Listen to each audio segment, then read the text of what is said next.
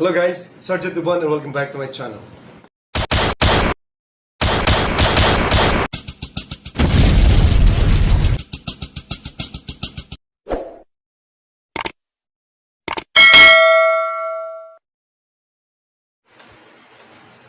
You know, a lot of people nowadays, nagiging delighted sila in making a coconut bonsai. Others, out of curiosity, talagang nangunguha sila ng mga seedling ng coconut. Okay? They gather it from the yard, everywhere. Na dati ay hindi pinapansin kung saan lamang, nagkalat lamang. Pero nowadays, napakadalang na magkita ka ng mga seedling ng coconut, sapagkat kinokolekta na agad nila. I remember before 2020 ended, sabi ko sa sarili ko, it's gonna be difficult to find coconut seedling elsewhere. Bakit? Kasi instead of the round fruits yung naging tradition na, pumasok agad sa isip ko, a lot of people will turn coconut bonsai para gawing luck para sa pagpasok ng bagong taon sa kanila. And hindi ako nagkamali because I myself proved it. Ang ginawa ko, immediately after New Year, the end of 2020, I looked around for seedling ng coconut. Even in my place na dati nagkalat lamang, I find it real difficult to look for the seedling ng coconut. Kasi nga, marami nagki-interest to make a coconut bonsai. Marami ang nagbilihan ng coconut bonsai na tinatawag.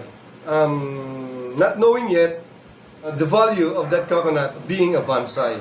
What I mean to say is, sumuloy, inilagay sa container, and it's already a bonsai. When we talk about bonsai, we mimic of the tall trees in the wild, gaya ng mga nagtaas ang mga niyog. So, dahil gagawin nating mimic ng mga nagtaas ang mga niyog sa paligid, we wanted to see this bonsai coconut na may maliliit na katawan, maliliit na kayakas, and yet looking so matured. Yung kanyang kayakas na tinatawag, looks old in that very little style. Oh, look at this one. Look at the trunk. So, meron na tayong pinakampuno ng niyog. Maliliit na kayakas. Okay? So, this looks a bonsai coconut. So, how do we make a coconut bonsai? Nung una, hindi pa ako ganun ka-interested in making a coconut bonsai. Although, make a bonsai, okay, out of the deciduous trees, fruit-bearing trees, and a lot more ng mga trees na pwedeng gawing subject para sa isang bonsai. So, definitely, yun yung mga may matitigas na katawan, woody trunk, okay? And shoots good branches that you could easily wire to make a miniature of the large or big trees growing in the forest or in the wild. I remember one time, bumabagyo, yung bakanting lote dun sa tabi namin, merong malaking puno ng niyog. And it looks really delicate, kasi baka siya bumagsak doon sa bahay, okay? Every time na nagbe-bend siya, sobrang lakas ng hangin. So, dati nagagawa ko ng mag-create ng bonsai coconut just like this one na nakikita ninyo ngayon. But my passion for this one, na sa paggagawa ng coconut bonsai, hindi talaga ganun kasigla.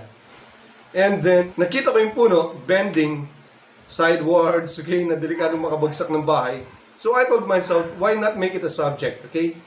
Palitin ang puno ng niyog. So, making it a bonsai. Watch this video for you to remember. Itong nyug na ito ay napaka-peligroso. Ang dami pa naman bunga. Dito ito papatak sa tindahan.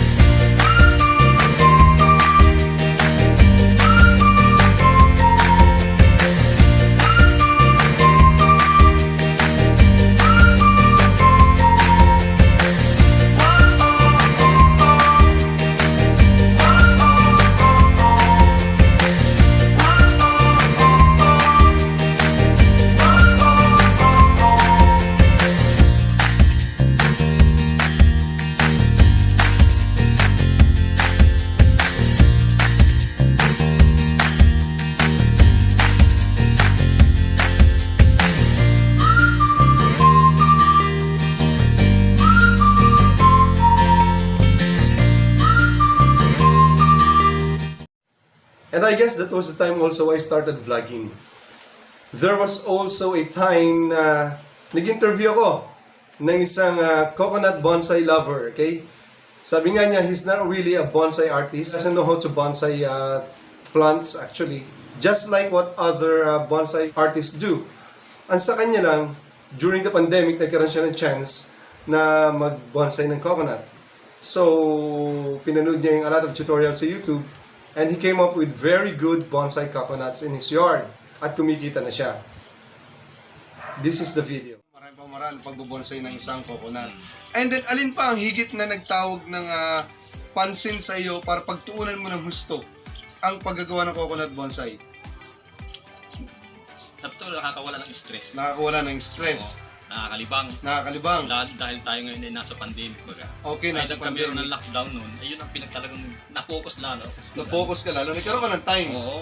Pero siguro naman, higit pang mas nakakatawag pansin at nakakapagbigay interest para magpursige ka sa pagbubonsai ng mga coconut ay ang nakakapagbenta na. wow! Congratulations! Okay, kumikita na.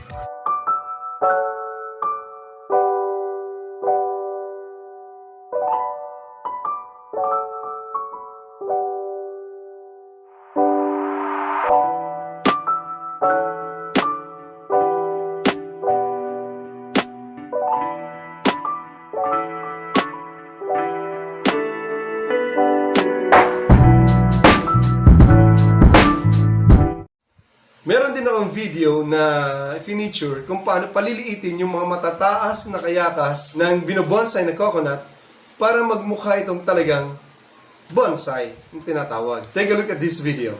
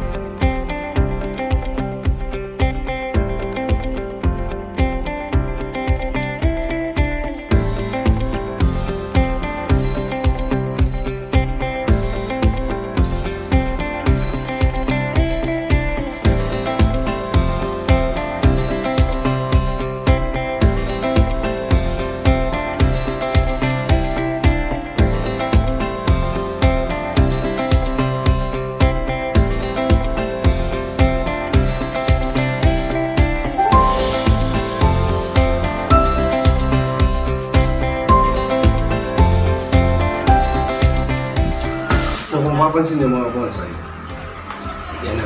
Pinutol ko siya na matapos kong palukat. Lutangin ko lang ang soft part niya para sa may ubod. Okay, pinutol ko na yung pinakang growth ng kanyang datag na kayakas. And then ang gagawin ko, i-incubate ko naman ito. Papalutan ko ito ng plastic, guys, iyo ko ito. And then, hintayin natin hanggang sa sumuli-muli ng kanyang kayakas na tinatawag. So ito, ipipresent ko sa inyo ngayon yung update tungkol sa coconut bonsai na sinasabi ko sa inyo. So kung naalala niyo yung video na yun guys, so napanood ninyo regarding sa pagpapaliit ng kayakas nung coconut na ito na binubonsai ng isang kaibigan na nagbigay sa akin. So sabi ko nga, it looks a bonsai much more kung maliit lang yung kanyang kayakas, okay? And then, meron na siyang katawan. So ito na yon. Ito na yung resulta ng ginawa nating pagputol nung kanyang katawan na nilagyan ko ng, after kong putulin, nilagyan ko ng plastic, kinulog ko siya, okay, in-ICU ko. And then after a week, inalis ko yung plastic dito kasi lumabas na yung kanyang mga suloy, yung mga baby leaves niya. Okay, para makagrow ng ayos, inalis ko yung plastic. And then, eto na, resulta, mga kaibigan, mga kabonsai. Maliit na siya. So guys, sabi ko nga, isn't it beautiful to see or to look at yung isang binobonsai mong coconut na may maliit lamang na kayakas, unlike din sa mga nagtataasan na suloy, and merong trunk na nakikita. Kasi masasabi mo siyang bonsai talaga if you have this trunk na from the shell, na sinusuluyan ng maiksing mga kayakas. Unlike dun sa nyog na makikita mo na from the shell, yung seedling talaga sumuloy lang ng kataas-taas. So kagaya na naging problema nitong nyog na ito before, do the same thing that I did. Putulin ninyo, linisin, putulin, pwede nyo i-ICU, kulubin, or pwede rin hindi. And then after weeks, makikita nyo ang resulta na sumusuloy siya, hindi siya mamamatay. So mas maganda siyang tignan ngayon. What I'm gonna do is repot this one para mas mukha siyang maganda. So hindi ko muna siya inalis in this container. When I featured this before, when it was given to me, until I featured this before, para lang sa ganun, makita ninyo yung update. Maniwala kayo na pwede palang paliitin yung matataas na suloy ng kayakas. With regards to shortening yung kayakas na yon, you can refer to the previous video that I made.